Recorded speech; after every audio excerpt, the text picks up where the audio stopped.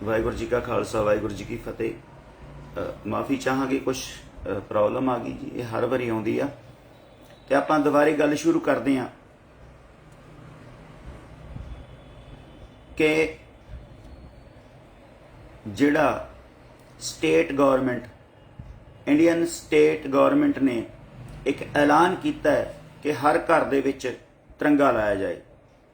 मैं जिहड़े भी सिंह हाज़र ने मैनूं ये दस दिओ कि आवाज़ सही आउंदी, बस इन्नी एक बारी दस दिओ जी। ਜਿਹੜੇ ਲੋਕਾਂ तक ये आवाज़ पहुंची आ, इन्हां दी जिम्मेवारी भी बनती आ कि अपने स्टेट के झंडे नूं सलाम करन, सल्यूट करन ते लोकां नूं कहण भी तुसीं ये झंडा लाओ। मसला इत्थे उन्हां दी स्टेट दा जां उन्हां दे झंडे दा नहीं, मसला इत्थे ये आ कि असीं इस झंडे नूं किवें महसूस करदे हां। सिख इस झंडे नूं महसूस किवें करदे ने, सिखां लई इस झंडे की अहमियत की आ, सिख इस झंडे नूं क्यों लाउण, सिख इस आज़ादी नूं क्यों मनाउण ते सिख इस आज़ादी दा ढोल किस बिना ते किस गल दे उत्ते वजाउण। ये 5-7 गल्लां जिहड़ियां आपां सारिआं ने करनियां ने ते वाहिगुरू जी बस आवाज़ दस दिओ माड़ी जी, सही आउंदी है फिर आपां गलबात अगे तोरदे हां।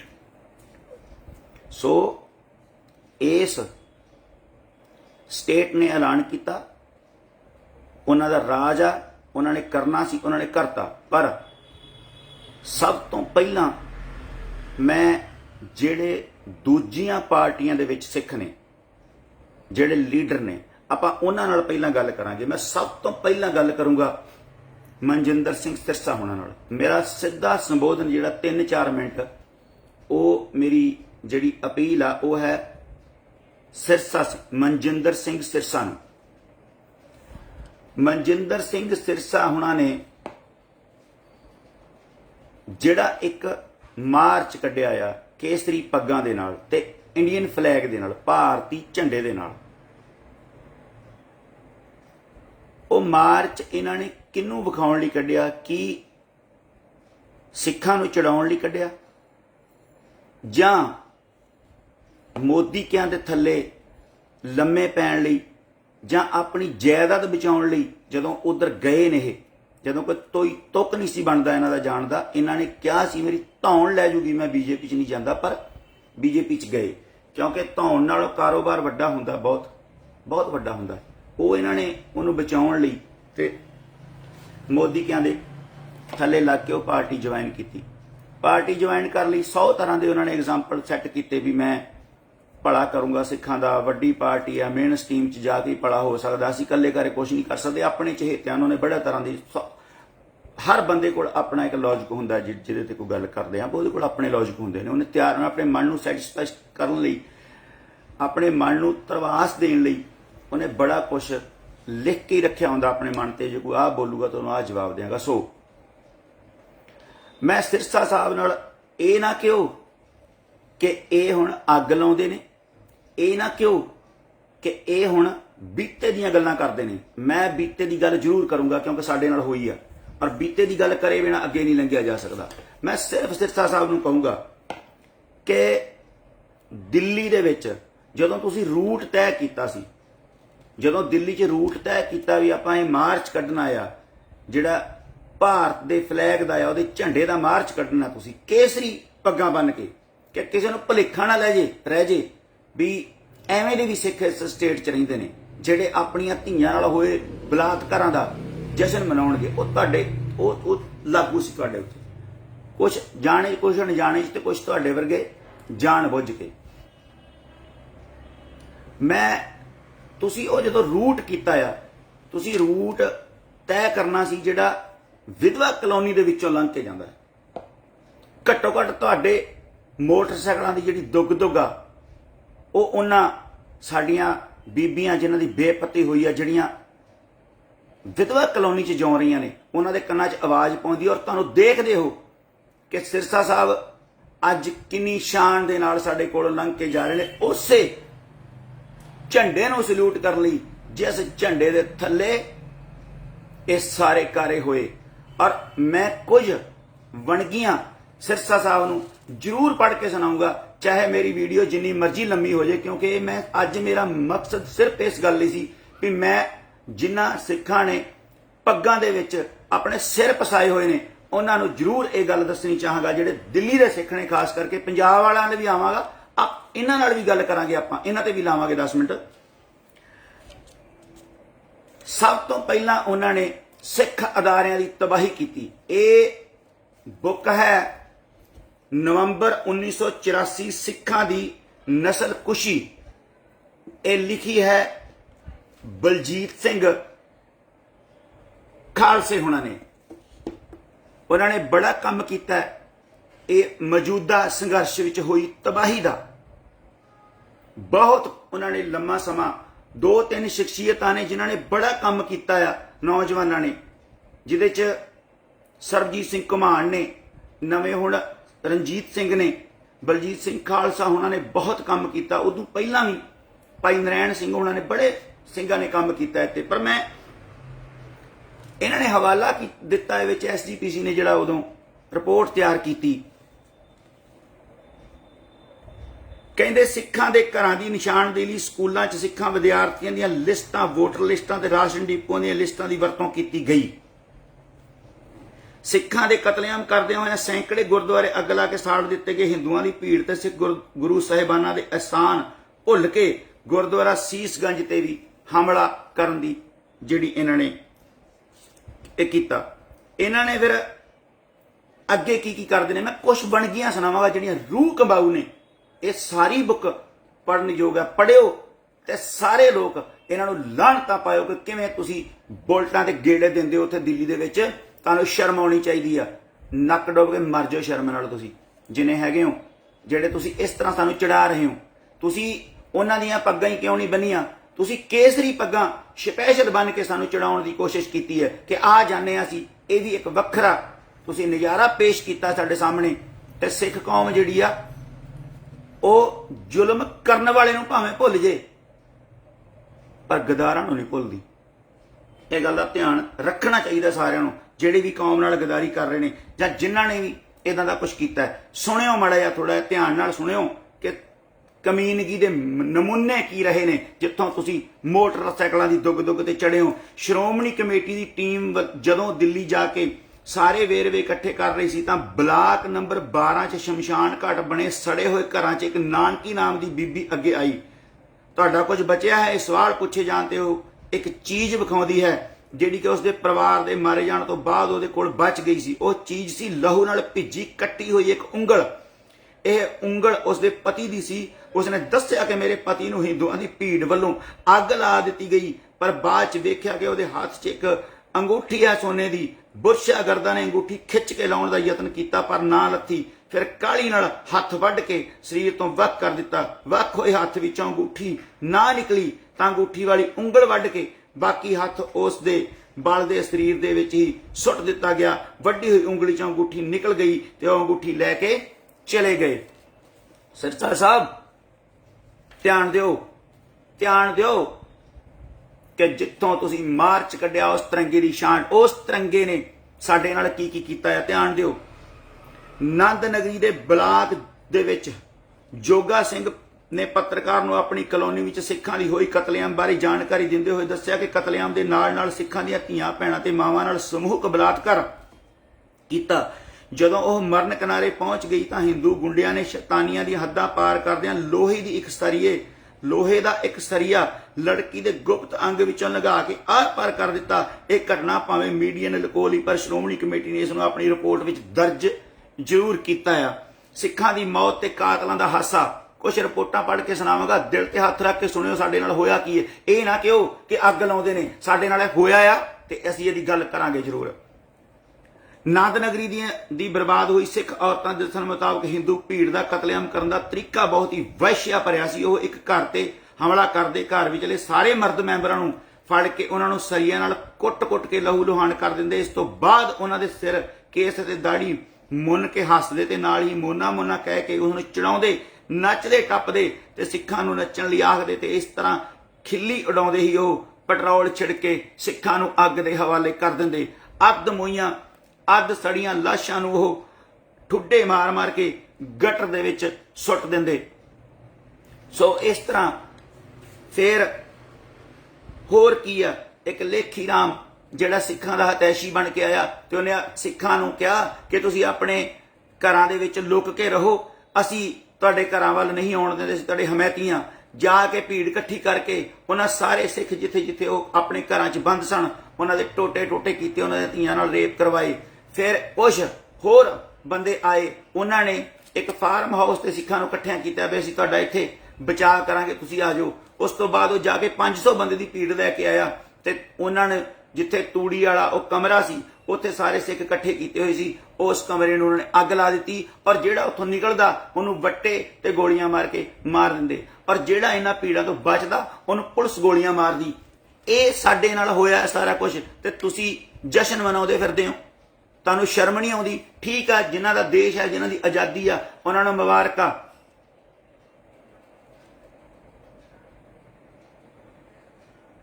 बिल्कुल मैं प्रीत भाजी गिल साहब मैं उही गल कर रहा कि उस विधवा कॉलोनी चो लंघदे फिर गल्लां करनगे हमारे साथ 84 में कांग्रेस ने ये किया, कांग्रेस ने किया, तुहानूं शर्म नहीं आउंदी? तुसीं हुण उस तिरंगे की छां हेठ तुसीं यात्रा कढ रहे हो। मैं तुहानूं मतलब ये बन गईयां ने कातलां दा हमदर्दी पैंतड़ा। मैं पढ़ के सुणावांगा, कोई ये ना कहे कि एक कोलों गल कर दी आ। कहते दिल्ली की जहांगीरपुर की औरत बीबी गुरदीप कौर ने दस्सिया कि इलाके का कांग्रेसी लीडर रामपाल सरोज सिखां दा हमदर्द बन के आया ते कहण लगा तुहाडे बचाव का तरीका यह है कि सारे सिख आपो अपने घरां च लुक जाओ। फिर वह भीड़ इकट्ठी करके लैके आउंदा ते सिखां दे घरां दे विचों लभ लभ के उन्हां नूं कतल करदा है। सिख बीबियां दी बेपती करदे ने। सब तो पहला गुरु घर, फिर सिख स्कूल, फिर सिख मर्द, फिर सिख बीबियां ते बच्चे। एक इस तरीके नाल इन्हां ने सारा कतलेआम कीता। और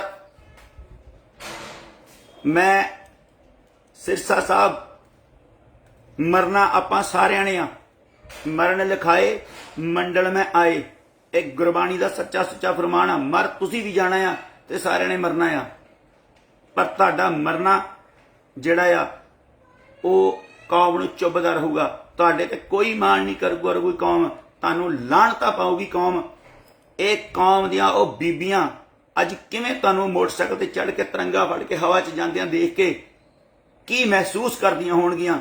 और अज तो 70-75 साल पहलां साडियां बजुर्ग मावां भैणां ਜਿਹੜੀਆਂ 10 ਲੱਖ ਦੇ करीब साडी कौम मारी गई, 1.5 करोड़ ਦੇ करीब साडी कौम घरां दे उजाड़े होए, पंजाब वंडिया गया। ਇਹਦੀ ਸਾਨੂੰ ਬਰਸੀ ਮਨਾਉਣੀ ਚਾਹੀਦੀ ਆ, ਇਹਦੀ ਸਾਨੂੰ ਯਾਦ ਮਨਾਉਣੀ ਚਾਹੀਦੀ ਆ ਤੇ ਲਾਹਣਤਾਂ ਪਾਉਣੀਆਂ ਚਾਹੀਦੀਆਂ ਨੇ ਉਹਨਾਂ ਸਮੇਂ ਦੇ ਹਾਕਮਾਂ ਨੂੰ ਜਿਨ੍ਹਾਂ ਨੇ ਪੰਜਾਬ ਨੂੰ ਵੰਡਿਆ ਤੇ ਤੁਸੀਂ ਉਹਦੇ ਜਸ਼ਨ ਮਨਾ ਰਹੇ ਹੋ। ਇੰਨੀ ਬਹੁਤ ਆ ਤੁਹਾਡੇ ਨਾਲ। ਮੇਰੇ ਖਿਆਲ ਜੇ ਤੁਹਾਨੂੰ ਸ਼ਰਮ ਹੋਈ ਮਾੜੀ ਮੋਟੀ ਤੇ ਜ਼ਰੂਰ ਕੁਛ ਨਾ ਕੁਛ ਕੌਮ ਤੋਂ ਮਾਫੀ ਮੰਗੋਗੇ। ਕਦੀ ਤੇ ਤੁਹਾਡਾ ਮਨ ਪਿਘਲੇਗਾ, ਕਦੀ ਤਾਂ ਤੁਹਾਡੇ ਮਨ ਚ ਆਊਗਾ माफी मंगनी चाहिए कौम तो हाथ जोड़ के। और उस तो बाद मैं याद कराउना सिखां नूं कि तुसी जेड़े लोग भारत लई जय भारत लई तुसी अज टारा मार रहे हो, तुहाडे गुरु घर जेड़ा गुरु साहिब नूं लोग जदों गुरु साहिब इस संसार की यात्रा कर रहे सन, लोग लाहौर ते पिशौर तो चल के आनंदपुर साहब आउंदे ते गुरु दे हुक्म ते फुੱਲ चढ़ाउंदे। अज तुहाडे गुरु घरां दे केसरी निशान दे ला के ते ओहदे उत्ते तिरंगा झंडा चलाउण दी जिहड़ा एक देश दा झंडा आ साडा जिहड़ा जुगो जुग अटल जिहड़ा निशान आ ओहदे बराबर दुनिया दा कोई निशान नहीं हो सकदा। लोकां नूं मुबारक लोकां दे निशान, पर साडे पंथ दे गुरु दे निशान दे बराबर कोई भी निशान है नहीं।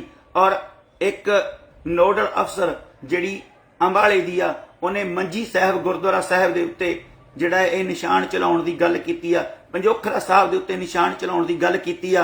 ਸਿੱਖਾਂ ਨਾਲ ਟਕਰਾ ਮਹਿੰਗਾ ਪਊਗਾ ਬਹੁਤ ਜ਼ਿਆਦਾ। ਇਹ ਸਾਡੀ ਸਿੱਧਾ ਅਣਖ ਦੇ ਉੱਤੇ ਵਾਰ ਆ। ਕੱਲ ਉਹਨਾਂ ਨਾਲ ਕਿਉਂ ਕਿ ਅੱਤਵਾਦੀ ਨੇ, ਵੱਖਵਾਦੀ ਨੇ, ਝੰਡੇ ਝੁੰਡੇ ਕੋਈ ਨਹੀਂ ਚਲਾਉਣ ਦੇਣੇ ਕਿਸੇ ਨੇ, ਨਾ ਇਦਾਂ ਦੀ ਹਕਾਮਤ ਕਰਿਓ। ਤੁਸੀਂ ਜਾਣ ਬੁੱਝ ਕੇ ਇਹ ਛੇੜਾ ਛੇੜਿਆ ਆ। ਇਹ ਪੰਗਾ 2024 ਦੀਆਂ ਇਲੈਕਸ਼ਨਾਂ ਲੜਨ ਲਈ ਹਿੰਦੂ ਲੋਕਾਂ ਨੂੰ ਡਰਾਉਣ ਲਈ ਪੰਜਾਬ ਦੇ ਵਿੱਚ ਔਰ ਦੇਸ਼ ਦੇ ਵਿੱਚ ਇਹ ਜਾਣਬੁੱਝ ਕੇ ਇੱਕ ਪੰਗਾ ਲਿਆ ਗਿਆ ਆ। ਔਰ ਤੁਹਾਡੇ ਕੋਲ ਦਾ ਤੁਹਾਡਾ ਦੁਆਲੀਆਪਣ ਨਿਕਲਿਆ। ਤੁਸੀਂ ਤਾਂ ਲੋਕਾਂ ਦਾ 5-5 ਕਿਲੋ ਰਾਸ਼ਨ ਕੱਟ ਕੇ ਤੇ ਲੋਕਾਂ ਨੂੰ ਧੱਕੇ ਨਾਲ ਝੰਡੇ ਦੇ ਰਹੇ ਹੋ। ਸਰਕਾਰੀ ਮੁਲਾਜ਼ਮਾਂ ਨੂੰ ਹੁਕਮ ਕੀਤਾ ਕਿ ਤੁਸੀਂ ਆਪਣੇ ਘਰਾਂ ਦੇ ਝੰਡੇ ਲਾਓ, ਨਹੀਂ ਤੁਹਾਡੀਆਂ ਨੌਕਰੀਆਂ ਖੋਹ ਲਈਆਂ ਜਾਣਗੀਆਂ। ਡਰਦੇ ਮਾਰੇ ਝੰਡੇ ਲਾਉਣਗੇ। ਸ਼ਰਮ ਕਰੋ ਤੁਸੀਂ। ਔਰ ਉੱਤੋਂ ਲਾਹਨਤ ਹੈ ਹਰਜਿੰਦਰ ਸਿੰਘ ਧਾਮੀ, ਮੈਂ ਪੰਜਾਬ ਚ ਆਉਣਾ, ਲਾਹਨਤ ਹੈ ਹਰਜਿੰਦਰ ਸਿੰਘ ਧਾਮੀ ਤੇਰੇ ਉੱਤੇ, ਜਿਹਨੇ ਤੈਨੂੰ ਚੁੱਪ ਰਹਿਣਾ ਚਾਹੀਦਾ ਸੀ। ਜੇ ਤੇਰੇ ਮੈਂ ਹੁਣ ਕੀ ਸ਼ਬਦ ਵਰਤਾਂ, ਜੇ ਤੇਰੀਆਂ ਲੱਤਾਂ 'ਚ ਜਾਨ ਨਹੀਂ, ਜੇ ਤੇਰੀ ਜ਼ਮੀਰ ਤੈਨੂੰ ਇਜਾਜ਼ਤ ਨਹੀਂ ਦਿੰਦੀ ਤਾਂ ਤੈਨੂੰ ਸ਼ਰਮ ਨਾਲ ਮਰ ਜਾਣਾ, ਜੇ ਚੁੱਪ ਰਹਿਣਾ ਚਾਹੀਦਾ ਸੀ। ਆਪਣੇ ਮੂੰਹ ਦੇ ਉੱਤੇ ਜਿੱਪ ਲਾ ਕੇ ਰੱਖਿਆ ਕਰੋ। ਜਦੋਂ ਬੋਲਦੇ ਹੋ ਗੰਦ ਬੋਲਦੇ ਹੋ ਤੁਸੀਂ। ਕਰ ਲਈ ਮੇਰੇ ਤੇ ਜੋ ਤੂੰ ਮਾਨਹਾਨੀ ਦਾ ਪਰਚਾ ਕਰਨਾ, ਕੇਸ ਕਰਨਾ, ਮੈਨੂੰ ਕੋਈ ਪ੍ਰੋਬਲਮ ਨਹੀਂ। ਪਰ ਤੈਨੂੰ ਇਹ ਕਿਹਨੇ ਹੱਕ ਦਿੱਤਾ ਸੀ ਕਿ ਕੁਝ ਜਥੇਬੰਦੀਆਂ ਦਾ ਐਲਾਨ ਹੈ? ਤੁਸੀਂ ਕਿਹੜੀ ਜਥੇਬੰਦੀ ਚੋਂ? ਤੁਸੀਂ ਸਿੱਖਾਂ ਦੀ ਅਹਿਮ ਜਿਹੜੀ ਸੰਸਥਾ ਆ ਉਹਦੇ ਮੁਖੀ ਹੋ। ਤੁਹਾਨੂੰ ਨਹੀਂ ਤੁਹਾਡੀ ਹਿੰਮਤ ਪੈਂਦੀ, ਚੁੱਪ ਰਹਿਣਾ ਚਾਹੀਦਾ। ਕਿਹਦਾ ਇਹ ਤੁਹਾਨੂੰ ਸੰਦੇਸ਼ ਆਇਆ ਸੀਗਾ ਜਿਹਦੇ ਕਰਕੇ ਤੁਸੀਂ ਬੋਲੇ ਹੋ? ਕਿਹਨੇ ਤੁਹਾਨੂੰ ਇਹ ਆਰਡਰ ਦਿੱਤਾ? ਕਿਹੜੇ ਬੰਦੇ ਨੇ ਤੁਹਾਨੂੰ ਆ ਕੇ ਕਿਹਾ ਵੀ ਆ ਬਿਆਨ ਦਿਓ? ਤੁਸੀਂ ਆਪਣੇ ਆਪ ਤਾਂ ਬਿਆਨ ਦਿੰਦੇ ਨਹੀਂ। ਇੱਕ ਵਕੀਲ ਹੋ, ਪੜ੍ਹੇ ਲਿਖੇ ਹੋ, ਤੁਹਾਨੂੰ ਪਤਾ ਇਹਨਾਂ ਗੱਲਾਂ ਦਾ ਕਿ ਇਹਦਾ ਮਤਲਬ ਕੀ ਆ। ਕੁਛ ਤਾਂ ਸ਼ਰਮ ਕਰੋ ਯਾਰ। ਤੁਹਾਡੇ ਕਾਲਜਾਂ ਦੇ ਜਿਹੜੇ ਫਤਿਹਗੜ੍ਹ ਸਾਹਿਬ ਕਾਲਜ ਦਾ ਇੱਕ ਪ੍ਰਿੰਸੀਪਲ ਆ ਕਸ਼ਮੀਰ ਸਿੰਘ, ਹੱਦ ਨਹੀਂ ਹੋ ਗਈ। ਉਹ ਲੈਟਰ ਲਿਖ ਕੇ ਕੀ ਕਰ ਰਹੇ ਹੋ ਤੁਸੀਂ? ਅਸੀਂ ਕਿਸੇ ਦੇ ਝੰਡੇ ਨੂੰ ਕੋਈ ਗਾਲ ਨਹੀਂ ਕੱਢਦੇ, ਕਿਸੇ ਦੇ ਝੰਡੇ ਦੀ ਕੋਈ ਨਰਾਦਰੀ ਨਹੀਂ ਕਰਦੇ, ਪਰ ਸਾਨੂੰ ਮਾਣ ਹੈ ਨਹੀਂ ਕਿਸੇ ਝੰਡੇ ਦੇ ਉੱਤੇ। ਸਾਨੂੰ ਮਾਣ ਸਿਰਫ ਕੇਸਰੀ ਨਿਸ਼ਾਨ ਸਾਹਿਬ ਉੱਤੇ ਹੈ ਔਰ ਇਹ ਰਹੂਗਾ ਰਹਿੰਦੀ ਦੁਨੀਆ ਤੱਕ। ਜੁਗੋ ਜੁਗ ਅਟਲ ਸਾਡੀ ਅਰਦਾਸ ਦਾ ਹਿੱਸਾ। ਝੰਡੇ ਬੁੰਗੇ ਜੁਗੋ ਜੁਗ ਅਟਲ ਹੀ ਰਹਿਣਗੇ। ਇਹ ਗੁਰੂ ਸਾਹਿਬ ਵੱਲੋਂ ਸਾਨੂੰ ਮਿਲਿਆ ਆ, ਇਹ ਅਟਲ ਰਹੂਗਾ, ਕਿਸੇ ਬੰਦੇ ਨੇ ਨਹੀਂ ਦਿੱਤਾ। ਔਰ ਸੋ ਤੁਸੀਂ ਆਪਣੀ ਜਿਹੜੀ ਇੱਥੋਂ ਦੀ ਆਪ ਸਰਕਾਰ ਆ, ਉਹਨੇ ਡੀਸੀਆਂ ਨੂੰ, ਫਿਰੋਜ਼ਪੁਰ ਦਾ ਡੀਸੀ ਨੂੰ ਆਰਡਰ ਕੀਤੇ ਨੇ ਵੀ ਤੁਸੀਂ ਲੋਕਾਂ ਨੂੰ ਝੰਡੇ ਵੇਚੋ। ਪੰਚਾਇਤਾਂ ਨੂੰ ਕਿਹਾ ਕਿ ਤੁਸੀਂ ਇੰਨੇ ਝੰਡੇ ਵੇਚੋ। ਇਹ ਸਰਕਾਰ ਦਾ ਹੁਕਮ ਆ। ਭਗਵੰਤ ਸਿੰਘ ਕੁਛ ਤੇ ਸ਼ਰਮ ਕਰ ਯਾਰ, ਕੁਛ ਤਾਂ ਸ਼ਰਮ ਕਰੋ। ਔਰ ਮੈਂ ਉਹਨਾਂ ਸਿੱਖ ਲੀਡਰਾਂ ਨੂੰ ਔਰ ਘੱਟੋ ਘੱਟ SGPC ਦੇ ਪ੍ਰਧਾਨ ਨੂੰ ਤਾਂ ਇਹ ਲਾਹਨਤ ਹੀ ਪਾਊਂਗਾ ਕਿ ਸੱਜਣਾ ਗਲਤ ਬਿਆਨਬਾਜ਼ੀ ਕੀਤੀ ਆ। ਤੈਨੂੰ ਚੁੱਪ ਰਹਿਣਾ ਚਾਹੀਦਾ ਸੀ। ਜਿੱਥੇ ਤੁਹਾਨੂੰ ਲੱਗਦਾ ਆ ਕਿ ਸਾਡੇ ਤੇ ਕੋਈ ਪ੍ਰੈਸ਼ਰ ਹੈ, ਚੁੱਪ ਤਾਂ ਕਰ ਜਾਓ। ਘੱਟੋ ਘੱਟ ਚੁੱਪ। ਤੁਸੀਂ ਤਾਂ ਲੋਕਾਂ ਨੂੰ ਦੱਸ ਦਿੱਤਾ ਵੀ ਇਹ ਕੁਝ ਸਿਰ ਫਿਰੇ ਲੋਕ ਨੇ, ਕੁਝ ਜਥੇਬੰਦੀਆਂ ਜਿਹੜੀਆਂ ਪਾਗਲ ਹੋਈਆਂ ਫਿਰਦੀਆਂ ਨੇ। ਅਸੀਂ ਤਾਂ ਇਸ ਝੰਡੇ ਨੂੰ ਸਲੂਟ ਕਰਦੇ ਹਾਂ, ਸਾਡਾ ਨਹੀਂ ਇਹਦੇ 'ਚ ਕੋਈ ਰੋਲ। ਕਿਤੇ ਸਾਨੂੰ ਤੁਸੀਂ ਕੱਲ੍ਹ ਨੂੰ ਇਸ ਗੱਲ 'ਚ ਘਸੀਟ ਲਓ। ਆਹੀ ਗੱਲ ਸੀ। ਇਸੇ ਚਮੜੀ ਇਹਨੇ ਨਾਲ ਨਹੀਂ ਜਾਣਾ। ਸਾਰੇ ਦਰਵਾਜ਼ੇ ਤੋੜ ਕੇ ਆਊਗੀ ਜਦੋਂ ਆਈ। ਮਲਕਲ ਮੌਤ ਜਾਂ ਆਪ ਸੀ, ਸਭ ਦਰਵਾਜ਼ੇ ਭੰਨ। ਫਿਰ ਕਿਹਦੇ ਤੋਂ ਡਰਦੇ ਹੋ? ਤੁਸੀਂ ਤੇ ਕਹਿੰਦੇ ਰੋਟੀ ਵੀ ਘਰੋਂ ਲੈ ਕੇ ਆਉਣੇ। ਤੁਹਾਡੀ ਤਾਂ ਇਦਾਂ ਦੀ ਪ੍ਰੋਪਰਟੀ ਕੋਈ ਹੈ ਨਹੀਂ ਜਿੱਥੇ ਤੁਹਾਨੂੰ ED ਵਾਲੇ ਮਾਰ ਲੈਣਗੇ। ਵੱਧ ਤੋਂ ਵੱਧ ਪ੍ਰਧਾਨ ਸਾਹਿਬ ਤੁਹਾਨੂੰ ਪ੍ਰਧਾਨਗੀ ਤੋਂ ਲਾ ਸਕਦੇ ਨੇ, ਇਦੋਂ ਵੱਧ ਤੁਹਾਡਾ ਕੁਝ ਨਹੀਂ ਕਰ ਸਕਦੇ। ਔਰ ਕੌਮ ਤੁਹਾਨੂੰ ਇਹੋ ਜਿਹੀ ਪ੍ਰਧਾਨਗੀ ਦਊਗੀ ਜਿਹੜੀ ਸਦੀਆਂ ਤੱਕ ਯਾਦ ਰਹੇਗੀ ਜੇ ਤੁਸੀਂ ਕੌਮ ਦੇ ਹੱਕ 'ਚ ਖੜਦੇ। ਔਰ ਮੈਂ ਪੂਰੀ ਕੌਮ ਦੇ ਸਿੱਖਾਂ ਨੂੰ, ਜਿਹੜੇ ਵੀ ਸਾਡੇ ਗਰੀਬ ਸਿੱਖ ਨੇ, ਸਾਡੇ ਰੇਹੜੀਆਂ ਵਾਲੇ ਨੇ, ਸਾਡੇ ਰਿਕਸ਼ਿਆਂ ਵਾਲੇ ਨੇ, ਜਿਨ੍ਹਾਂ ਕੋਲ 10-10 ਰੁਪਈਏ ਵੀ ਲਾਉਣ ਨੂੰ ਹੈ ਨਹੀਂ, ਮੈਂ ਉਹਨਾਂ ਅਦਾਰਿਆਂ ਦੀ, ਉਹਨਾਂ ਵੀਰਾਂ ਦੀ ਸ਼ਲਾਘਾ ਕਰਦਾ। ਮੈਂ ਇੰਨੇ ਜੋਗਾ ਹੈ ਨਹੀਂ। ਮੈਂ ਤਾਂ ਖੁਦ ਪੰਥ ਦੇ ਰਹਿਮੋ ਕਰਮ ਤੇ ਪੜ ਰਿਹਾ। ਸਿੱਧੀ ਗੱਲ ਹੈ ਜਿਹੜੀ। ਮੈਂ ਜਸਵਿੰਦਰ ਸਿੰਘ ਰਾਜਪੁਰਾ ਤੇ ਜਿਹੜੀ ਨਵੀਂ ਦੀਪ ਦੀ ਜਿਹੜੀ ਸੰਸਥਾ ਆ, ਉਹਨਾਂ ਨੇ ਤੇ ਹੋਰ ਬਹੁਤ ਲੋਕਾਂ ਨੇ ਜਿਹੜੀ ਝੰਡਿਆਂ ਦੀ ਸੇਵਾ ਕੀਤੀ ਆ, ਮੈਂ ਉਹਨਾਂ ਦਾ ਸ਼ੁਕਰਗੁਜ਼ਾਰ ਹਾਂ। ਔਰ ਮੈਂ ਆਪਣੀ ਕੌਮ ਨੂੰ ਕਹਿਣਾ ਕਿ ਬਾਬਿਆਂ ਨੂੰ, ਡੇਰੇਦਾਰਾਂ ਨੂੰ, ਹੋਰ ਕਲੱਬਾਂ ਨੂੰ ਪੈਸੇ ਵੀ ਤੁਸੀਂ ਦਿੰਦੇ ਹੋ ਔਰ ਦਿੰਦੇ ਰਹੋ, ਤੁਹਾਡੀ ਆਪਣੀ ਮਰਜ਼ੀ ਆ। ਪਰ ਜਿੰਨਾ ਵੀ ਤੁਸੀਂ ਕਰ ਸਕਦੇ ਹੋ ਉਹ ਆਪਣੇ ਬੰਦਿਆਂ ਨੂੰ, ਜਿੱਥੋਂ ਵੀ ਤੁਸੀਂ ਕਰ ਸਕਦੇ ਹੋ ਕਰੋ। ਹਰ ਬੰਦੇ ਨੂੰ ਪਿੰਡ ਦੇ ਵਿੱਚ ਝੰਡਿਆਂ ਦੀ ਡਿਊਟੀ ਲਾਓ ਔਰ ਅਰਜੈਂਟ ਝੰਡੇ ਵੰਡੋ। ਗੁਰੂ ਘਰਾਂ 'ਚ ਵੰਡੋ, ਪਿੰਡ 'ਚ ਵੰਡੋ, ਜਿੱਥੇ ਵੀ ਝੰਡੇ ਵੰਡ ਸਕਦੇ ਹੋ ਦਿਓ। ਜਿੰਨੇ ਦਿੱਤੇ ਜਾਂਦੇ ਨੇ ਝੰਡਿਆਂ ਦਾ ਲੰਗਰ ਲਾ ਦਿਓ। ਅੱਜ ਤੁਹਾਡੇ ਕੋਲ 2 ਦਿਨ ਨੇ, ਅੱਜ 11 ਤਰੀਕ ਆ। 2-3 ਦਿਨਾਂ ਦੇ ਵਿੱਚ ਮੈਂ ਜਿੱਥੇ ਕਹੋ ਜਾ ਕੇ ਸੇਵਾ ਕਰਨ ਲਈ ਤਿਆਰ ਹਾਂ। ਔਰ ਪੈਣੀ ਤੁਹਾਡੇ ਸਾਹਮਣੇ ਹੋਊਗੀ। ਜਿੱਥੇ ਜਿਹਨੂੰ ਵੀ ਦੇਣਾ ਦਿਓ ਜ਼ਰੂਰ। ਜਿਹੜੇ ਵੰਡ ਰਹੇ ਨੇ ਉਹਨਾਂ ਦਾ ਬਹੁਤ ਧੰਨਵਾਦ। ਇਹ ਝੰਡਾ ਹਰ ਸਿੱਖ ਦੇ ਹੱਥ 'ਚ ਹੋਣਾ ਚਾਹੀਦਾ, ਹਰ ਵਹੀਕਲ ਤੇ ਹੋਣਾ ਚਾਹੀਦਾ ਆ। ਔਰ ਅਗਲੀ ਗੱਲ, ਅਸੀਂ ਇਹ ਇੰਡੀਆ ਸਟੇਟ ਜਿਹੜੀ ਆ, ਇਹਨੇ ਇਹ ਰੌਲਾ ਕਿਉਂ ਪਾਇਆ? ਮਸਲਾ ਇਸ ਗੱਲ ਤੇ ਆ। ਇਹ ਰੌਲਾ ਇਸ ਕਰਕੇ ਪਾਇਆ ਆ, ਇੱਕ ਤਾਂ ਇਹ ਕਿ ਹਿੰਦੂਆਂ ਨੂੰ ਡਰਾਇਆ ਜਾਏ ਪੰਜਾਬ ਦੇ ਵਿੱਚ, ਦੂਜਾ ਇਹ ਕਿ ਇਹਨਾਂ ਦਾ ਦਿਵਾਲੀਆਪਣ ਨਿਕਲ ਗਿਆ, ਇਹਨਾਂ ਦਾ ਜਲੂਸ ਨਿਕਲ ਗਿਆ ਇਸ ਕੰਟਰੀ ਦਾ। ਮਹਿੰਗਾਈ ਅੰਬਰਾਂ ਨੂੰ ਛੂਹ ਗਈ ਆ। ਇੱਕ ਪਾਰਲੀਮੈਂਟ ਦੇ ਵਿੱਚ ਇੱਕ ਮੈਂਬਰ ਨੇ ਕੱਚੀ ਸਬਜ਼ੀ ਖਾ ਕੇ ਇਹਨਾਂ ਦੀ ਬੇਇੱਜ਼ਤੀ ਕੀਤੀ। ਕੱਚੀ ਸਬਜ਼ੀ ਖਾਧੀ ਉਹਨੇ ਕਿਹਾ ਇਸ ਗੱਲ ਤੱਕ ਅਸੀਂ ਮਜਬੂਰ ਹੋ ਗਏ ਹਾਂ। ਔਰ ਉਹਨਾਂ ਗੱਲਾਂ ਵੱਲੋਂ ਧਿਆਨ ਹਟਾਉਣ ਲਈ ਘੱਟੋ ਘੱਟ ਇਸ ਦਿਨ ਦੇ ਉੱਤੇ ਉਹਨਾਂ ਨੇ ਇਸ ਗੱਲ ਦੇ ਉੱਤੇ ਜ਼ੋਰ ਦਿੱਤਾ ਔਰ ਸਾਰੀ ਸਰਕਾਰੀ ਮਸ਼ੀਨਰੀ ਦੀ ਦੁਰਵਰਤੋਂ ਕਰਕੇ ਤੇ ਆਪਣਾ ਝੰਡਾ, ਔਰ ਜੇ ਤੁਸੀਂ ਏਡੇ ਹੀ ਝੰਡੇ ਦੇ ਰਾਖੇ ਜਾਂ ਝੰਡੇ ਦੇ ਸ਼ੌਕੀਨ ਹੋ, ਝੰਡਾ ਦਾ ਫਰੀ ਦੇ ਦਿੰਦੇ ਲੋਕਾਂ ਨੂੰ। ਤੁਸੀਂ 25 ਰੁਪਏ ਦਾ ਇੱਕ ਝੰਡਾ ਦਿੰਦੇ ਹੋ, ਨਹੀਂ ਤਾਂ ਰਾਸ਼ਨ ਕੱਟ ਲੈਂਦੇ ਹੋ 5 ਕਿਲੋ। ਔਰ ਅੱਗੇ ਗੱਲ, ਪੰਜਾਬ ਦੇ ਵਿੱਚ ਛੋਟੀ ਜੀ ਘਟਨਾ ਵਾਪਰ ਜਾਏ, सारे मुल्क ਦੀਆਂ खबरां, पंजाब में आतंकवाद आ गया, पंजाब में ये हो गया, पंजाब में वो हो गया। ਤੁਹਾਡੀ ਇੱਕ ਤਸਵੀਰ ਦੂਜੀਆਂ ਸਟੇਟਾਂ ਦੀ ਵੀ ਹੈ, ਇਹਨੂੰ ਵੀ ਤੁਸੀਂ ਸਮਝ ਲਿਓ ਚੰਗੀ ਤਰ੍ਹਾਂ ਕਿ ਤੁਸੀਂ ਬਾਕੀ ਸਟੇਟਾਂ ਦੇ ਵਿੱਚ ਤੁਹਾਡੇ ਹਾਲਾਤ ਕੀ ਨੇ ਔਰ ਤੁਸੀਂ ਕੀ ਕਰ ਰਹੇ ਹੋ, ਕਿਉਂ ਨਹੀਂ ਰੋਜ਼ ਦੇਸ਼ ਦੀਆਂ ਅਖਬਾਰਾਂ ਤੇ ਆ ਜਿਹੜੀਆਂ ਚੌੜਾ ਮੂੰਹ ਕਰ ਕਰਕੇ ਭੌਂਕਦੀਆਂ ਰਹਿੰਦੀਆਂ ਨੇ ਸਾਰਾ ਦਿਨ ਸਿੱਖਾਂ ਦੇ ਖਿਲਾਫ, ਘੱਟ ਗਿਣਤੀਆਂ ਦੇ ਖਿਲਾਫ, ਤੇ ਸਵਾਲ ਪੁੱਛਦੀਆਂ ਨੇ ਕਿਉਂ ਹਰ ਆਤੰਕਵਾਦੀ ਮੁਸਲਮ ਹੋਤਾ ਹੈ, ਕਿਉਂ ਆਤੰਕਵਾਦੀ ਸਿੱਖ ਹੋਤਾ ਹੈ। ਹੁਣ ਤੁਹਾਡੀਆਂ ਸਟੇਟਾਂ 90 ਜ਼ਿਲ੍ਹੇ ਨਕਸਲੈਟ ਪ੍ਰਭਾਵਿਤ, ਇਹ ਜਿਹੜੀ ਗ੍ਰਹਿ ਵਿਭਾਗ ਦੀ ਰਿਪੋਰਟ ਆ ਤੇ ਇਹ ਗੂਗਲ ਦੀ ਰਿਪੋਰਟ ਆ। 90 ਜ਼ਿਲ੍ਹੇ ਤੇ 11 ਸਟੇਟਾਂ ਜਿਨ੍ਹਾਂ ਦੇ ਵਿੱਚ ਕਤਲੇਆਮ ਹੋ ਰਿਹਾ ਹੈ, ਜਿੱਥੇ ਇਹਨਾਂ ਦੀ ਆਰਮੀ ਲੋਕਾਂ ਨੂੰ ਕੋ ਕੇ CRPF ਮਾਰ ਰਹੀ ਹੈ। ਔਰ ਕੱਲੇ ਬਿਹਾਰ ਦੇ ਵਿੱਚ 60,000 ਤੋਂ ਵੱਧ ਜਿਹੜੀ ਇਹਨਾਂ ਦੀ ਸੈਂਟਰਲ ਫੋਰਸਸ ਜਿਹੜੀਆਂ ਲੱਗੀਆਂ ਹੋਈਆਂ ਨੇ। ਕੱਲੇ ਬਿਹਾਰ ਦੀ ਗੱਲ ਕਰਨੇ 10 ਸਟੇਟਾਂ ਹੋਰ ਨੇ। ਔਰ ਇਹਨਾਂ ਦੇ ਆਂਧਰਾ ਪ੍ਰਦੇਸ਼ ਦੇ 6 ਜ਼ਿਲ੍ਹਿਆਂ ਦੇ ਵਿੱਚ ਨਕਸਲਾਈਟ ਮੂਵਮੈਂਟ ਹੈ। ਬਿਹਾਰ ਦੇ 16 ਜ਼ਿਲ੍ਹਿਆਂ 'ਚ ਹੁਣ ਕਹਿੰਦੇ ਨੇ 10 'ਚ ਰਹਿ ਗਈ ਹੈ, 6 ਅਸੀਂ ਖਤਮ ਕਰਤੀ ਆ। ਛੱਤੀਸਗੜ੍ਹ ਦੇ 14 ਜ਼ਿਲ੍ਹੇ, ਝਾਰਖੰਡ ਦੇ 19 ਜ਼ਿਲ੍ਹੇ, ਕੇਰਲ ਦੇ 3, MP ਦੇ 2, ਮਹਾਰਾਸ਼ਟਰ ਦੇ 3, ਉੜੀਸਾ ਦੇ 15, तेलंगाना ਦੇ 8, यूपी ਦੇ 3, ਵੈਸਟ ਬੰਗਾਲ ਦਾ 1, ਟੋਟਲ 90 ਡਿਸਟ੍ਰਿਕਟ ਹਨ।